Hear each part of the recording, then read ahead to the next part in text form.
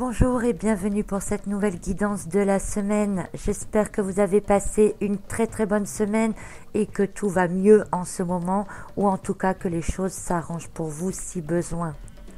Nous allons voir ensemble aujourd'hui les énergies qui vont nous accompagner au cours de la semaine du 11 au 17 juin. Et nous allons parler également du nouveau cycle lunaire qui se met en place à partir de mercredi avec cette nouvelle lune en Gémeaux. Le Gémeaux, signe d'air, lié à la fois à la communication, à la dualité, au choix, mais aussi au rééquilibrage, aux hésitations, aux besoins de clarté. Le mélange de toutes ces caractéristiques nous entraîne dans un cycle au cours duquel nous aurons besoin de communiquer avec notre intérieur afin de voir les différentes possibilités en toutes choses. Ne pas prendre de choix à la légère. Il se peut que l'énergie bouge beaucoup encore, vous montrant à chaque fois une direction, puis un retournement de situation qui vous oblige à être confronté à une direction opposée. Ce qui peut, bien entendu, apporter des troubles dans votre esprit, de l'incompréhension, du brouillard, parce que beaucoup de choses de ce fait ne vous paraîtront plus claires du tout et renforcera vos hésitations. Mais après réflexion et discernement personnel, puisque le signe du Gémeaux permet cela, il sera donc temps d'affirmer ensuite les choix qui seront décidés et de vous rééquilibrer par rapport à cela. Avant de vous laisser entraîner, rappelez-vous toujours que les autres subissent cette période aussi et que eux aussi peuvent changer d'avis, changer d'humeur de manière spontanée et déconcertante. Il vous faudra donc trouver votre stabilité avec vous-même et d'éclaircir vos idées grâce aussi à l'élément air avant de vous lancer dans quoi que ce soit. Cette période de nouvelle lune étant donc dans la dualité et comme nous sommes en plus en année 2 et également à la moitié de l'année, eh bien tout cela est très propice pour des changements de cap. Si vous souhaitez laisser derrière vous certaines choses appartenant au passé, que ce soit dans n'importe quel domaine. Ainsi, pour faire assez court sur cette nouvelle lune, la première partie du cycle peut vous exposer à des changements soudains, à de la déstabilisation et vous demande de vous repositionner, d'être en quelque sorte en introspection, réfléchir avant de parler ou d'agir pour ne pas non plus semer de troubles et agrandir ce brouillard qui peut se propager autour de vous. Et c'est également, comme on a intériorisé, un bon moment pour les études, les examens ou l'apprentissage de nouvelles connaissances. Donc il y a du bon et du moins bon à chaque fois dans toute chose. En conscience, eh bien votre rôle va être de ne pas vous laisser entraîner pour ne pas faire la girouette, même si tout autour de vous semble dans un certain brouillard, dans des volte-face, dans des retournements de situation, etc. Donc l'avantage de tous ces changements, c'est que nos capacités à voir des côtés différents, chaque chose va être décuplée. Alors que ce soit les différents côtés d'un événement, les différents côtés d'une situation que vous n'aviez pas envisagée ou les différentes personnalités d'une personne en particulier. Et cela bien va vous aider à faire des choix conscients, va vous aider à continuer aussi à faire du tri, continuer à faire ce tri qui est en route et le nettoyage qui se fait depuis quelques semaines maintenant. Vous allez pouvoir non plus subir un nettoyage instantané, mais être conscient de ce que vous voulez enlever et balayer en vous. Donc c'est quand même plutôt pas mal, même si ce n'est pas toujours évident. Donc une fois que cela sera fait, vous pourrez affirmer vos choix envers vous-même, vous serez plus sûr de vous, vous pourrez peut-être voir beaucoup plus clair dans ce que vous devez faire et pourquoi pas pour certains carrément découvrir leur chemin de vie. Donc là où tout se fait intérieurement, plus au niveau du début du cycle, eh bien l'expression, on va dire dans le monde concret, se fera plus facilement lors de la deuxième quinzaine du cycle, après la pleine lune, parce qu'elle sera en Capricorne, qui est un signe de terre et qui facilitera donc les actions et les mises en place terrestres, et qui vous aidera en même temps aussi à vous réancrer si besoin. Un signe de terre avec le Capricorne et un signe d'air avec le Gémeaux, pour un mois qui vibre sur un chiffre 8, qui est la vibration donc du mois de juin. Chiffre 8 qui demande une unicité entre l'esprit et la matière. Donc l'élément air lié à la vivacité d'esprit, l'élément terre du Capricorne lié à la matière, on est en plein dedans. Nous sommes en plus dans une année en 2 qui vient alors nous rappeler que notre travail de ce mois-ci, c'est justement de trouver un juste milieu dans tout ce remue-ménage. Et pour cette nouvelle lune, alors j'ai donc tiré une carte pour faire un lien avec les cartes quand même. Et je n'aurais pas pu mieux tirer puisque j'ai tiré la carte de l'eau, carte tirée du jeu de l'oracle de Béline. Alors je ne vais pas m'étaler sur cette carte parce que vous allez voir, elle reprend exactement finalement tout ce que je viens de vous dire. Nous avons d'abord une carte sous le signe de la lune. Donc ça tombe plutôt bien puisque j'ai tiré cette carte en fonction de la signification de ce nouveau cycle lunaire. Puis nous avons l'eau, symbole de la communication, des émotions. Nous avons le ballottement des vagues sur lesquelles il va falloir surfer et maintenir la barre. Il n'y a également aucun horizon, ce qui nous permet d'avoir le libre choix dans la direction à prendre et également la possibilité de changer de cap si on le désire. Nous avons également les deux couleurs du drapeau, le bleu de l'élément air du signe du Gémeaux, le rouge de l'élément terre du signe du Capricorne.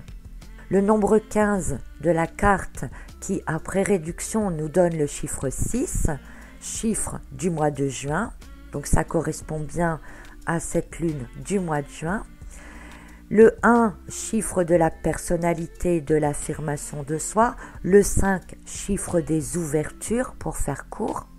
Donc la possibilité pour soi de s'ouvrir à toute chose. Bref, donc je ne vais pas me répéter, mais comme vous le voyez, je n'aurais vraiment pas pu mieux tirer comme carte pour représenter la nouvelle lune de ce mois de juin.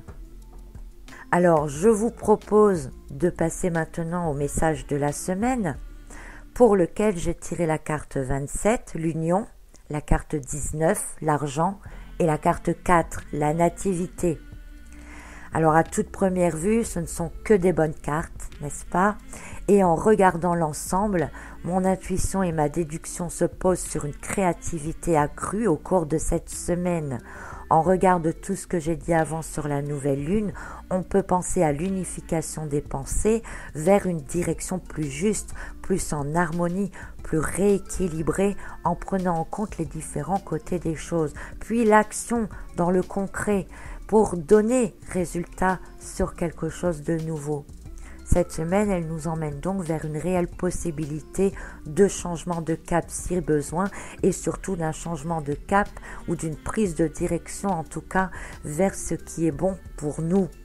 Mais ne tirons pas de conclusion trop vite, voyons les cartes une par une afin de vous expliquer comment mon intuition en est arrivée là.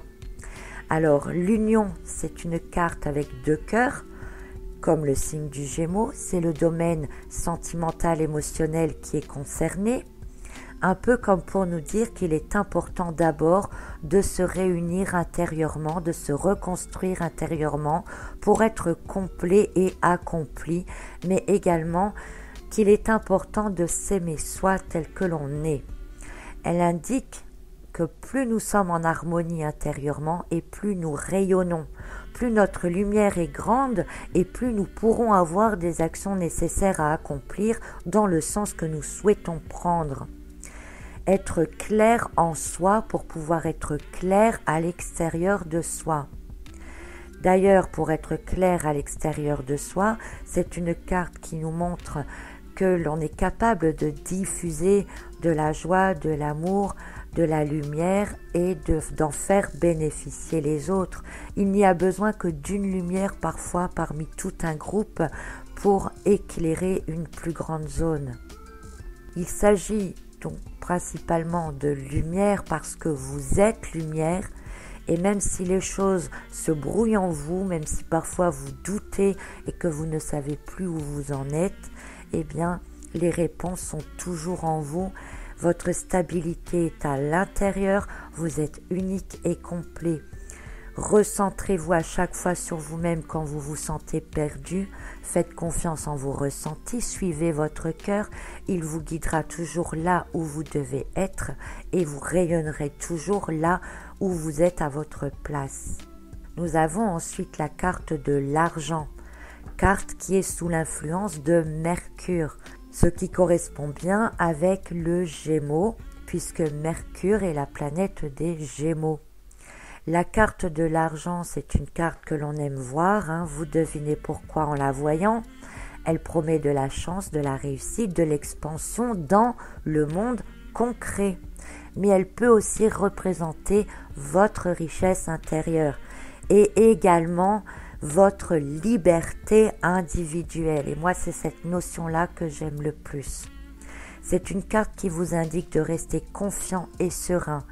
Un peu comme la carte précédente de l'union, elle rappelle que tout est en vous, que vous n'avez qu'à puiser dedans. Dans un autre concept, cette carte, et surtout avec la carte précédente, elle vous indique de profiter du moment présent, que beaucoup d'opportunités peuvent se présenter cette semaine, notamment si vous prenez en compte toutes les facettes possibles et que vous vous ouvriez à une conscience multidimensionnelle vous permettant de voir d'autres solutions que vous n'aviez peut-être pas du tout envisagées.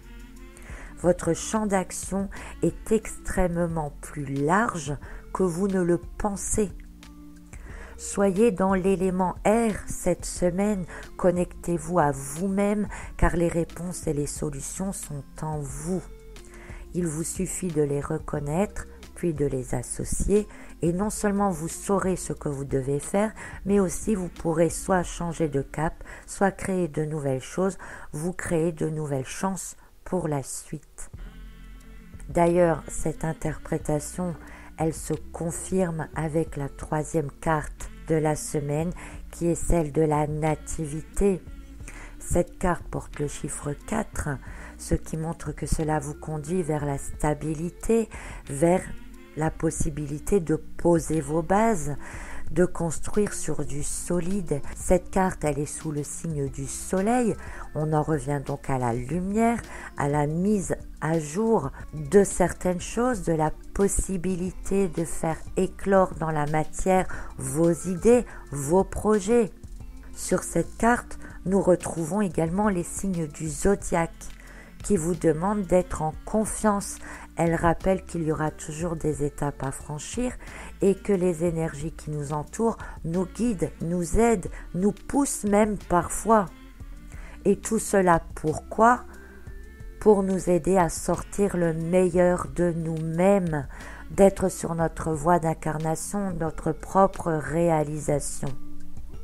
La nativité en elle-même, c'est bien le début d'une nouvelle histoire qui s'écrit et cela est tout à fait en accord avec le nettoyage intense que nous avons subi ces derniers temps et qui se fait toujours, mais qui est un peu en répit depuis quelques jours afin de nous permettre de nous adapter en allant.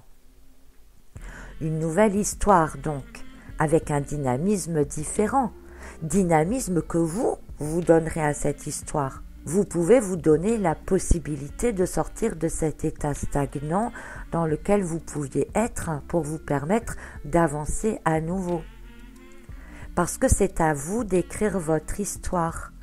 Comme je le disais tantôt, c'est une très bonne période pour changer de cap pour ceux qui le souhaitent.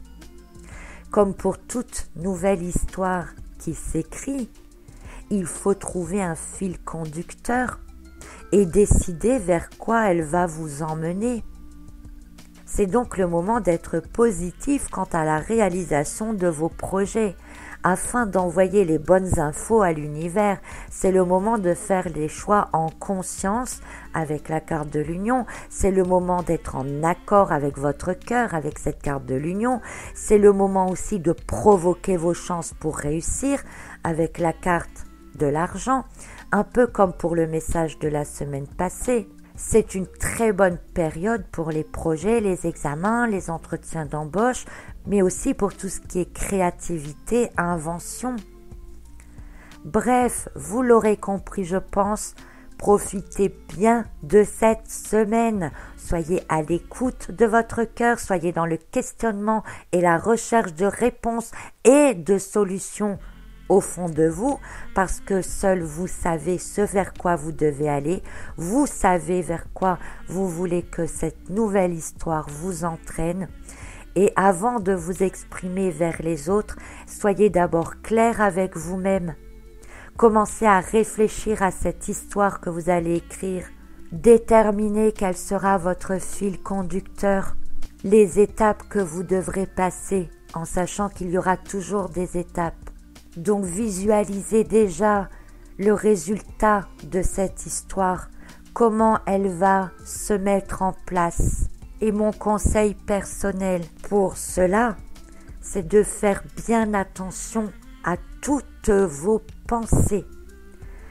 Dans cette vidéo, je vous ai dit à un moment d'envisager les solutions, d'envisager les possibilités, de ne pas vous laisser emporter par des décisions trop rapides, de ne pas vous laisser prendre dans un certain brouillard, de vous mettre au clair avec vous-même. Parce que si vous n'envoyez pas des idées claires, vous n'aurez pas non plus de résultats clairs. C'est logique. Et faites bien attention aussi à toutes vos pensées, parce que tout ce que vous créez, imaginez, débouche, comme l'indique ce tirage, sur la nativité. En plus, dans un mois vibrant en 8, ce qui se traduit par tout ce que vous créez, imaginez, se concrétisera dans la matière tôt ou tard.